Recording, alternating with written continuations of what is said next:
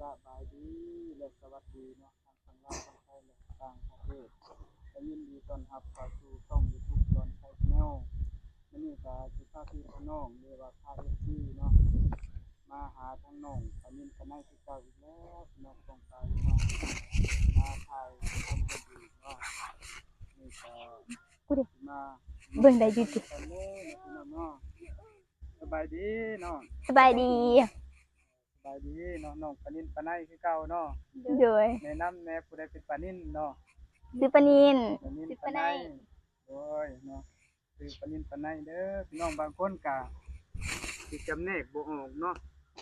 ว่าผู้ใดเป็นปานินผู้ใดเป็นปานในเนาะมื้อนี้ก็พอดีมาถ่ายอยู่แคมป์หนองเนาะเพราะว่าปลานี่ก็ส่วนหลายก็อยู่ในหนองเด้อเนาะโดยปานินปานในเนาะว่าหยอกเพิ่นอันนี้ชื่อคนเนาะพี่น้องเนาะคือปานินแล้วก็ปานในปลาแฝดเนาะขนาดผู้มาถ่ายนี่ก็ยังจำแนกบ่อยากออกจักผู้ใดเป็นปานินจักผู้ใดเป็นปานในเนาะคือกันหลายเนาะ โดยเออมื้อนี้ก็ได้มาหาทางน้องเพิ่นเนาะมีหยังหลายมาถ่ายให้ FC ทางฝั่งลาวฝั่งไทยได้เบิ่งกันได้เบิ่งได้ชมกันอีกเนาะพี่น้องเนาะเพิ่นมาเอาให้แน่พอดีมาบางนึงนี่ก็เพิ่นมาเอาให้แน่มาบางนึงนี่ก็น้องเพิ่น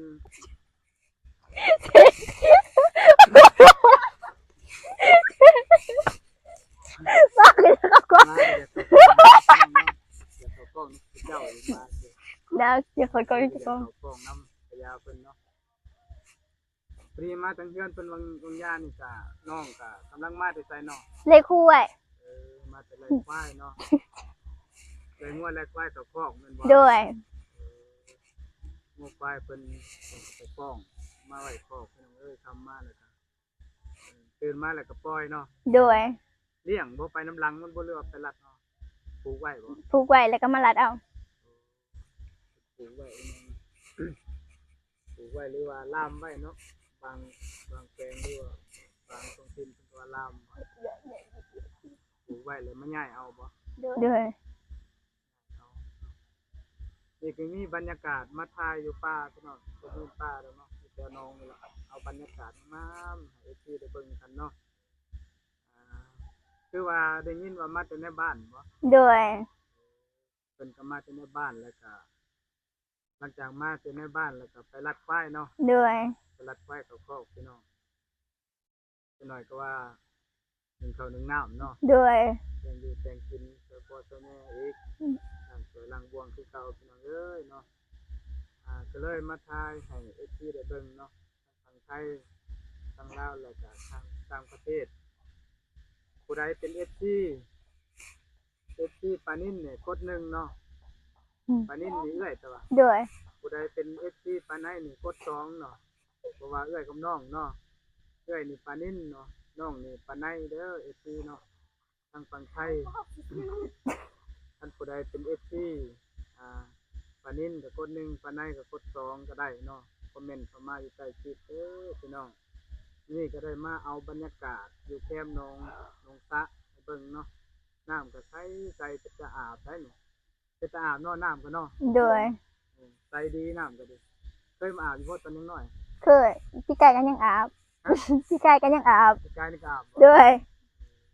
มาอาบดินก็เย็นเด้อนี่โดยคือสิเย็นคักอากาศร้อนบ่เหม็นติเนาะควายบ่ได้ลงบ่ลงลงน้ำใสขนาดเนาะโดยน้ำใสควายลงคนลงก็ได้แล้วพี่กายนี่ก็มาอาบเนาะโดยอาบดินที่นี่บ่ได้มาบ่บ่ยานปิ้งยันปีนใหญ่หรือย่านปีนตัวนี้น้อยหรือบ่ยากตัวนี้น้อยหรือย่านปีนจะได้ดินมาเจ้าได้อยู่บ่เสียเสียเลย กินก็ได้เสียเนาะที่ทางฝั่งไทยเนาะผู้ใดอยากรู้จักน้องเพิ่นก็แชทมาเป็นพี่เป็นน้องเนาะมารู้จักทักทายเนาะสบายดีก็ได้เนาะบ่ว่าจะเป็นทางฝั่งลาวฝั่งไทยแล้วก็ต่างประเทศอยากรู้จักน้องนึงเพิ่นก็แชทมาก็ได้เนาะโดยแชทมาแบบรู้จักเป็นอ้ายเป็นน้องกันนี่นะเนาะทำความรู้จักกันให้คุ้นเคยกันเนาะทักท ายสบายดีหรือว่า FC ทางฝั่งไทยเนาะผู้ใดอยากเป็นสปอนเซอร์สนับสนุนน้องเพิ่นก็ติดต่อเข้ามาได้เนาะแต่ว่าอยากให้เพิ่นเนาะเป็นเงินเป็นคำติดต่อมาได้เนาะเป็น FC ซุมื้อนี้บ่ได้ไปหาไข่มดแดงบ่ บ่ แต่ก่อนนั้นแต่เก่าบ่ได้ไปหา แม่ โอ้เป็นน้องก็ไปขายตลอดเนาะเพิ่นก็หาเงินหาคำเก่งเด้อพี่น้องยามไข่มดแดงเพิ่นก็ไปขายแม่นบ่ ด้วย ขายไข่มดแดงขายตามฤดูกาลของเฮาเลยเนาะ เจอกับขายเฮ็ดขายหยังน้องเพิ่นก็ดุมันขยันเพียรได้ FC เนาะรู้จักทำมาหาค้าขายบางคนนี่บ่กล้าได้ไปขายอยู่นั่นเนาะ ด้วย เพิ่นว่าบางคนขายคือว่าเกลียดสักทีบางคนก็เนาะน้องนุ่งเพิ่นนี่ไปได้เนาะขายได้พี่น้องเป็นย่างขายอยู่เนาะ มวนได้ใครเกลือ ขายเครื่องนี่ม่วนเนาะ เด้อ เนาะได้รู้จักคนหลายๆขึ้นเนาะ ด้วย รู้จักเฮาอีกเอาไปมาค้าขายนี่ก็เพิ่นว่ามีมนุษยสัมพันธ์ดีเนาะน้องเนาะ ด้วย มนุษยสัมพันธ์ดีขายเครื่องนี่ก็ม่วนเนาะทุกอาชีพนั่นแหละเนาะ ด้วย ขอเพียงแต่ว่าเฮาบ่ได้ไปรักไปเล่นเพิ่นเฮ็ดขายเครื่องขายของนี่ก็ดีแม่นตอน โด เนาะ ย ทุกอาชีพก็คือว่าหั่นแหละเนาะเพื่อเงินหาเพื่อปากเพื่อท้องเฮานี่แหละก็สิมีเสียงแม่งจักระจั่นแน่เนาะมาทายมื้อนี้ก็แถวป่านี่เนาะยามเดือน4เดือน5จักจั่นก็เริ่มออกแล้วก็ฟังเสียงจักจั่นไปนำเนาะฟังเสียงน้องเพิ่นไปนำมาแต่ในบ้านเมื่อบ่2คนบ่ ด้วย เมื่อบ่2คนไปนํกันเนาะ ด้วย น้องกับเอื้อยบ่ได้ปะกัน ด้วย มาเกิดยังมาเกิดพร้อมกันเนาะ ด้วย มีแลใจตรงกันเนาะใจก็บ่ได้ปะกันบ่ได้ติดกันติ เป็นยาม เป็นยามคือกันเนาะ ด้วย ยามติดก็มีแหละเนาะคนเฮาอยู่นำกันฉะนั้นเพิ่นว่าลิ้นกับแก้วยังหย่ำเนาะเทื่อเนาะ ด้วย คนเฮาอยู่กันก็มีติดกันเป็นธรรมดาพี่น้องเอ้ยแต่ว่าส่วนน้อยดอกเนาะ ด้วย ส่วนน้อยเพิ่นสิติดกันพี่น้องธรรมชาติน้องสะงามกายมุมสูงกันธรรมชาติน้องเอ้ยแมลงนี่เงื่อนในบ้านอีกบ่ ด้วยสิมือแฮเขาก็แฮอยู่บ่ เมื่อกับน้องอยู่บ่ ด้วย เมื่อกับน้องอยู่เนาะน้องก็ว่าในที่ น้องกันได้เนาะเมื่อกับน้องที่เราแจ้งกัน2คนเนาะ ด้วย เป็นกันย่างเมื่อกันออกกำลังกาย บ่กล้า คืนเนาะย่านนี่ยังเราคนกับเที่ยวหลายอยู่โดนทางอันนั้นผู้ปั้นน้ำอ้อยหันเป็นผู้ใดผู้ขายน้ำอ้อยอยู่เนาะ สถิตละวงน่ะสถิตละวง คือเด็กน้อยนะขาย โอ้ลูกล่ะสเบีย เรียนจบเลย บ่หาเห็นบ่หา เป็นหมู่กันนะ แต่ก่อนเป็นที่นี่บ่สนิทปานใด เรียนใกล้กันได้นะ เด้อ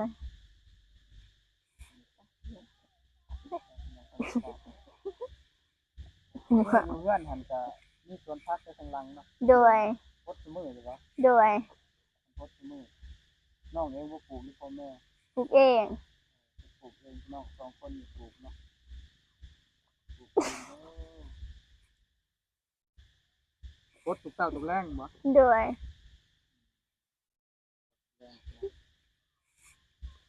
ฝากเด้อเอฟซีเนาะก็ได้เข้ามาเบิ่งก็ฝากกดไลค์กดแชร์กดติดตามแล้วก็กดคอมเมนต์เข้ามาเนาะผู้ใดเป็นเอฟซีน้องปานินก็กด1เนาะ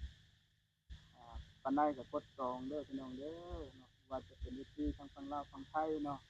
แล้วก็ต่างประเทศก็ยินดีทุกผู้ทุกคนเนาะทุกหม่องทุกมอนเนาะทุกหม่องทุกบอนเข้ามาก็เบิ่งให้ชมให้เนาะ แล้วก็คนไลค์กดแชร์กดติดตามให้กดเป็นกำลังใจในการติดคลิปนี้เด้อพี่น้องมื้อนี้ก็มาถ่ายเอาเนาะถ่ายคลิปมายามตามข่าวน้องปานินปานใดอีกคือเก่าพี่น้องเอ้ยถ้าผู้ใดอยากให้ถ่ายหยังเนาะหรือว่าอยากให้เฮ็ดคลิปเกี่ยวกับหยังก็คอมเมนต์เข้ามาได้เด้อเนาะทาง FC ทางลาวของไทยเนาะ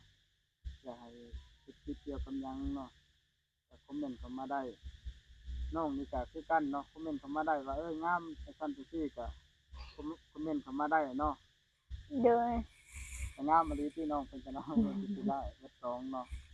น้องปานินปาไนเนาะนี่ก็เพิ่นก็มาท่าเพิ่นอยู่เฮือนเนาะเพิ่นไปหารัดงัวรัดควายพี่น้องเอ้ยเลยมาท่าเพิ่นอยู่เฮือนเนาะมาถ่ายให้ FC ได้เบิ่งได้ชมอีกเนาะบรรยากาศยามแลงๆเนาะมีน้องสระให้เบิ่งอีกน้องสระมีน้ำใสๆพี่น้องเอ้ยสิไปจะลงอาบเด้ออากาศร้อนช่วงนี้แม่นบ่ โดย ร้อนเนาะ โดย อากาศร้อนเบิดมื้อเอ้าคือฝนสิตกนี่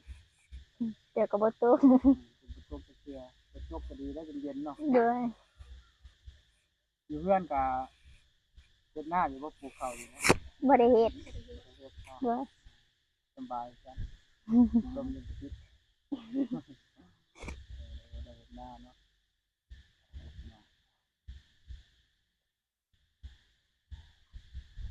สำหรับคลิปนี้ก็สิจบลงเพียงเท่านี้เนาะ FC ทั้งฝั่งลาวฝั่งไทยแล้วก็จากต่างประเทศเนาะสุดท้ายนี้ก็ขอให้ FC ทุกคนและผู้ที่เข้ามาเบิ่งเนาะวิดีโอนี้ก็ฝากกดไลค์กดแชร์กดติดตามให้เป็นกำลังใจในการที่ติดต่อไปเด้อน้องของฝ่ายทุกคนเนาะแต่ก็ขอบคุณผู้ที่เพิ่นได้ติดตามแล้วเนาะให้เป็นกำลังจิตเป็นกำลังใจให้ขอบคุณเนาะขอบอกขอบใจทั้งฝั่งลาวฝั่งไทยและต่างประเทศสำหรับคลิปนี้ก็สิจบไว้เท่านี้ก่อนเนาะสุดท้ายนี้ก็ขอกล่าวคำว่าสบายดีสบายดีเนาะเนาะจบไว้เท่านี้กันเด้อบ๊ายบายนะ